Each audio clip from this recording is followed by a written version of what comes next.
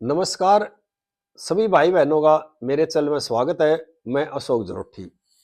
देशवासियों, देश के अंदर एक इकोसिस्टम काम कर रहा है जो कि पहले मोदी सरकार के विरुद्ध काम कर रहा था, फिर चुनाव आयोग के विरुद्ध शुरू कर दिया और अब शुरू कर दिया न्यायपालिका के विरुद्ध भी।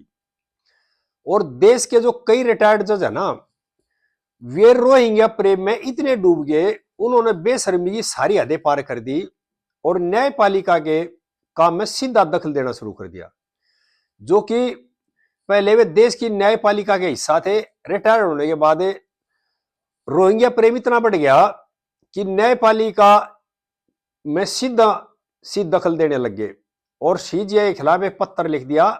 कई रिटायर्ड जज हैं उन्होंने और कई जाने माने वकील हैं उन्होंने मिलकर के।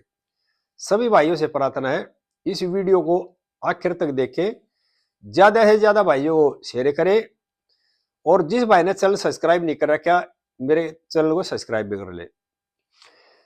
जब देश के सीजीआई सूर्यकांत जी ने राष्ट्रपति भवन के अंदर हिंदी में शपथ ली ना, तो उस टाइम में जो कॉलोनियल मानसिकता के जो लोग थे ना देश के अंदर, उनमें हड़कंप और कपकपी छूट गई कि पहली बार देश के इतिहास में कोई जज सीजीआई बना है जिसने हिंदी में शपथ ली है। क्योंकि देश के हाई कोर्ट और सुप्रीम कोर्ट की भाषा अंग्रेजी है और वहां बड़े लोगों के चेहरे के हिसाब से देश का सुप्रीम कोर्ट चलता था अब से पहले। अब जो एक आम कॉमन मैन आदमी अगर देश का सीजीआई बन गया, उसने व्यवस्था को देश की संस्कृति देश की जनता के हिसाब से चलाने का प्रयास किया, तो इन लोगों ने सीधा उन पर आरोप लगाने शुरू कर दिए।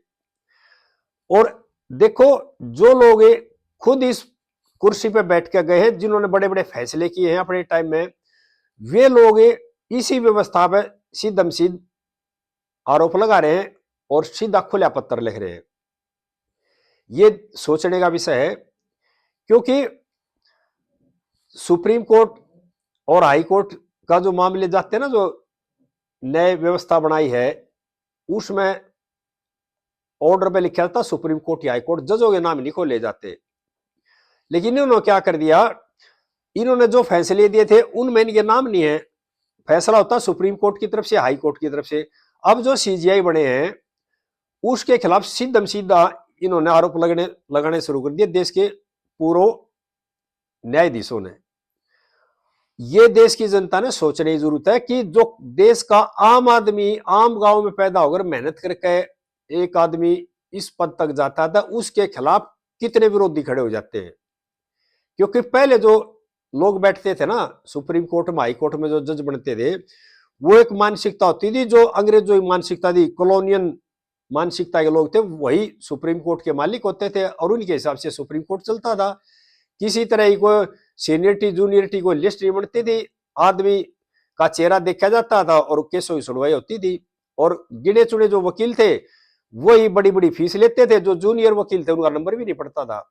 लेकिन हमारे सीजीआई साहब ने देश की जनता की आवाज सुनी, क्योंकि देश की जनता का भरोसा न्यायपालिका से उठने लग गया था।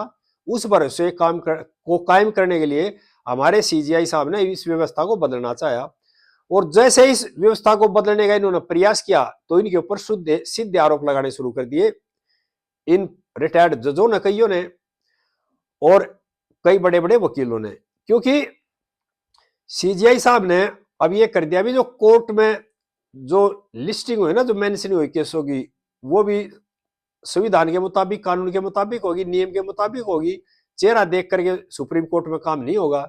तो उसके बाद इनमें हड़कंप मच गया, क्योंकि इनकी दुकानों में ताला लग जाएगा। और सीनियर जो वकील हैं वो सीधा ना तो केस दाखिल कर सकते और ना इस तरह से डायरेक्ट प्रैक्टिस कर सकते। वो क्या करते हैं, एक तरह से जो बड़े बड़े केस है ना उसमें पैसे लेते हैं। और जो हाई कोर्ट के जो जज रिटायर्ड, वे भी सुप्रीम कोर्ट में प्रैक्टिस करते हैं और सुप्रीम कोर्ट की जो बार एसोसिएशन है उनका चेहरा देख करके उनको सीनियर जो वकील उसकी की उपाधि देती है। और जो ये सीजीआई साहब ने कदम उठाया और जो ये काम शुरू किया इस व्यवस्था को बदलने का, उसके बाद ये तमाम लोग है ना, ये लोग हैं 30-35, देश में तो लाखों वकील हैं और बहुत जज हैं, जो कई हजारों जज हैं जो रिटायर्ड हो गए, लेकिन ये 30-35 ही क्यों बोल रहे? 30-35 ने क्यों चिट्ठी लिखी खुली सीजीआई के खिलाफ? वो इसलिए लिखी कि ये लोग हमेशा ही देश के हित में नहीं खड़े होते, ये हमेशा ही आतंकवादियों के, गलत लोगों के साथ खड़े होते हैं। कभी भी देखना किसी बड़े मामले में ये 5-6 वकील हैं, आतंकवादियों का मामला होगा ये पाएंगे, रात को कोर्ट खुलवाएंगे, जो देश के खिलाफ काम होगा, कोई याचिका लगेगी उसमें ये आएंगे, और जो रोहिंग्या प्रेम होगा ये आएंगे, घुसपैठिया प्रेम होगा ये आएंगे। आम देश के गरीब आदमी के हित में कभी कोई याचिका नहीं लगाएंगे, देश की महिलाओं के खिलाफ जो अपराध होते हैं उनमें कोई याचिका नहीं लगाएंगे, गरीब आदमियों के भले के लिए, उनके खाने पीने के लिए, उनके अधिकारियों के लिए कोई याचिका नहीं लगाएंगे। यहाँ पे सभी भाइयों की बात बताना चाह रहा हूँ, ये मामला कब से खुला? जैसे सीजीआई साहब ने हिंदी में शपथ ली, उसके बाद इनमें हड़कंप मचा, उसके बाद सीजीआई साहब ने सर्कुलर जारी कर दिए, सुप्रीम कोर्ट की व्यवस्था इस तरह चलेगी, और हड़कंप मच गया।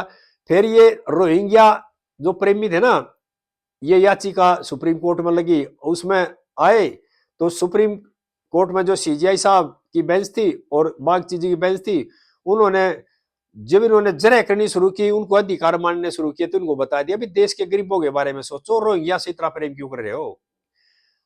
देश की जो बाढ़ तोड़ के सुरंग बना के देश में घुसते हैं, फिर देश के आम नागरिक की तरह मौलिक अधिकार मांगते हैं, हम इनके लिए रेड कारपेट कैसे बिछा दें? उसके बाद इनमें और खलबली मच गई। क्यों? इनका जो एजेंडा था ना, सीजीआई साहब हर एजेंडे में इनको फेल कर रहे हैं, इनकी बातों में नहीं आ रहे, इनके दबाव नहीं मारे। उसके बाद जब इन्होंने देख लिया भी सीजीआई साहब तो आपके कहे अनुसार नहीं चल रहे, आपकी बातें नहीं मान रहे, तो उन्होंने सीधे आरोप लगाने शुरू कर दिए। और ये यही होता है, जो इस तरह के लोग होते हैं ना, जो स्वार्थी किस्म के लोग होते हैं, जो अपना एजेंडा हमेशा थोपना चाहते हैं, नियम कानून को ताक पर रखते हैं, वो लोग प्रेशर डालते हैं इस तरह के आरोप लगा कर, और इन्होंने दखल अंदाजी शुरू कर दी देश के न्यायपालिका के काम में सीधा सीधा। मैं यहां सभी भाइयों के बात और बताना चाह रहा हूं, जैसे ही मोदी सरकार आई, उसके काम में इन्होंने टांग अड़ानी शुरू की, फिर चुनाव आयोग के काम में टांग अड़ानी शुरू कर दी। अब न्यायपालिका ने नहीं मानी तो उनको भी दखल देना शुरू कर दिया उस मामले में भी। इनको पहले था भी कोई बात नहीं, देश में बीजेपी की सरकार आ गई, मोदी सरकार आ गई, और सुप्रीम कोर्ट में तो हमारे लोग बैठे हैं, अगर सरकार को हम परेशान करेंगे। लेकिन अब धीरे धीरे जैसे समय बीतता गया, लोग धीरे धीरे सरकार की मंशा को और प्रधानमंत्री की मंशा को समझते गए, तो लोगों ने देश हित में सोचना शुरू कर दिया। तो इन लोगों में और ज्यादा खलबली मची जैसे सीजीआई साहब ने शपथ ली। पहले क्या होता था, पहले इस इकोसिस्टम के लोग ही बैठते थे न्यायपालिका में बड़े बड़े पदों पे। यह क्या था, देश में जब आजाद हुआ था उसके बाद एक व्यवस्था बन गई, कुछ परिवार थे, कुछ जो गिने चुने लोग थे, वही हाई कोर्ट में जज लगते थे, वही सुप्रीम कोर्ट में जाते थे, वही सीजीआई बनते थे। आम गांव का बच्चा इस तरह से इस पद पर पहली बार आया है। ये सुप्रीम कोर्ट का इतिहास है। गांव की गली में खेल कूद करके, पढ़ करके जो आदमी सीजीआई के पद तक पहुंचा है, वो सुप्रीम कोर्ट के इतिहास में पहला सीजीआई है, और जिन्होंने हिंदी में शपथ ली वो भी पहला सीजीआई है। ये उनको हजम नहीं हो रही, क्योंकि अगर कोई गरीब का बच्चा या आम परिवार का बच्चा, गांव का बच्चा आखिर इस पद तक आ गया, तो जो ये अंग्रेजी मानसिकता के जो लोग थे ना, इनको ये चीज हजम नहीं हो रही। और इनका जो हेड है ना, वो बैठे जो महाशक्तियां, बड़े बड़े अमेरिका वगैरह जो और यूरोप के जो देश हैं, वे हैं, वो भारत को विकसित होना नहीं देखना चाहते। वो चाहते हैं अगर भारत वही भारत है जो पहले भारत था, और उन्होंने रोकने की कोशिश की है भारत को बार बार। लेकिन जैसे ही 2014 के बाद सरकार बदली, मोदी सरकार आई, देश में विकास होना शुरू हो गया।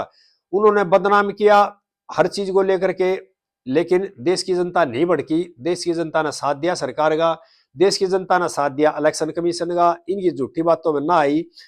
अब इन्होंने क्या कर दिया, जब सुप्रीम कोर्ट में भी इनकी सुनवाई नहीं होनी शुरू हुई ना, तो इन्होंने न्यायपालिका पे भी सीधे आरोप लगाने शुरू कर दिए। यानी कि प्रधानमंत्री जो मोदी जी हैं, मुख्यमंत्री थे, इन्होंने रोकने की कोशिश की, इन्होंने उनको बदनाम करने की कोशिश की, कई मुकदमे दर्ज कराने की कोशिश की, वहां ये फेल हुए। इसी तरह से फिर चुनाव आयोग को बदनाम करने की कोशिश की, देश के किसान भड़काए, देश के नौजवानों भड़काने की कोशिश की, शाहीन बाग बनाया और हिंदू मुस्लिम इन एक तरह से विरोधी बातें करी। और जो बांग्लादेशी घुसपैठिए है, रोहिंग्या है, उनकी मदद के लिए यो किया। इन्होंने देश की जो डेमोग्राफी बदलने की चाल चली, यानी कि बांग्लादेश से आदमी घुस करके म्यांमार से घुस कर कश्मीर तक पहुंच गए। कोई न कोई सिस्टम तो था जो इन लोगों को फायदा पहुंचा रहा था, इनकी मदद कर रहा था। इन्होंने हर तरह से अपने प्रचंड चलाए। और अब देश का जो मुखिया यानी प्रधानमंत्री भी सोच है कि देश हित में काम किया जाए, देश के आम आदमी की भलाई के लिए काम किया जाए। और हमारे जो न्यायपालिका के मुखिया हैं, हमारे सीजीआई साहब, उनकी भी यही सोच है, अभी देश की जनता को न्याय मिलना चाहिए, क्योंकि देश की जनता को न्याय नहीं मिलता। पहले जो सुप्रीम कोर्ट की व्यवस्था थी वो बड़े लोगों के चेहरे के हिसाब से चलती थी। इस चीज का जो सीजीआई साहब ने बीड़ा उठा लिया, ये इन बड़े लोगों को, इस एक इकोसिस्टम के लोगों को, स्वार्थी लोगों को, जो एक तरह से सनातन विरोधी लोग हैं, उनको ये बात हजम नहीं हो रही। और इन्होंने खुला पत्र लिख दिया सीजीआई के खिलाफ न्यायपालिका में। और ये एक तरह से मेरा यह मानना है उन जजों की जिन्होंने इस व्यवस्था में काम किया, इस पद पर बैठे हैं, उस पद की गरिमा का भी हनन किया है और बेशर्मी की हद कर दी है उन लोगों ने। इन लोगों के जो फैसले, जो इन्होंने अपने टाइम में फैसले दिए ना, उनकी भी देश की जनता के सामने समीक्षा होनी चाहिए। ये देखना चाहिए उसमें कोई न कोई भ्रष्टाचार की बूत नहीं आ रही है। जब देश के अंदर, राजधानी के अंदर, दिल्ली हाईकोर्ट के जज के घर बोरियों में नोट जोड़ते मिले थे, इन रिटायर्ड जजों के, जो इसमें पत्र लिखा ना, मैं उनके बारे में कह रहा हूं, इन जजों का मुंह नहीं खुला, इनके मुंह पर ताला लगा था जब इन्होंने कोई पत्र लिखा देश के सीजीआई को। क्यों? क्योंकि ये उस इकोसिस्टम का हिस्सा है। ना इन बड़े वकीलों का मुंह खुला, ना इन्होंने पत्र लिखा इस तरह को। क्यों? ये सारे एक ही गठजोड़ था। अब क्या हो गया, अब न्यायपालिका के मुखिया ना, वो भी देश के आम लोगों के लिए सुनवाई करने लग गया, देश के गरीबों के बारे में सोचने लग गया, देश के गरीबों के बारे में बात करने लग गया, हिंदी के बारे में बात करने लग गया। इन लोगों को दर्द होना शुरू हो गया। और अब इन्होंने आखिरी हद आ गई कि देश की जो न्यायपालिका ना, उस पर सीधम सीधा दखल देना शुरू कर दिया। लेकिन यहां देश के सभी लोग जानते हैं इस तरह का। और हमारे सीजीआई साहब का सिर्फ एक ही ध्येय है यहाँ पे, अगर देश के आम आदमी को न्याय मिलना चाहिए और देश की जो न्यायपालिका का जो सम्मान है ना, वो देश की जनता का जो भरोसा उठा है, उसको दोबारा कायम करने की कोशिश करें न्यायपालिका में। और जब भी देश में शांति रहेगी, जब भी देश का लोकतंत्र बचेगा और देश का संविधान भी जब भी सुरक्षित रहेगा। लेकिन ये क्या है, एजेंडा चलाते हैं, कभी संविधान के नाम पे, कभी जनता के नाम पे, कभी जाति के नाम पे, कभी धर्म के नाम पे, यानी कि इस तरह का एजेंडा चलाएंगे, देश की जनता को गुमराह करेंगे, देश विरोधी काम करेंगे, देश की गरीबों के लिए और देश की भलाई के लिए कोई ऐसा काम नहीं करेंगे। सभी भाइयों से प्रार्थना है इस वीडियो को ज्यादा से ज्यादा शेयर करें, आगे इस तरह की बातें फिर बताएंगे। जय श्री राम, वंदे मातरम, जय हिंद।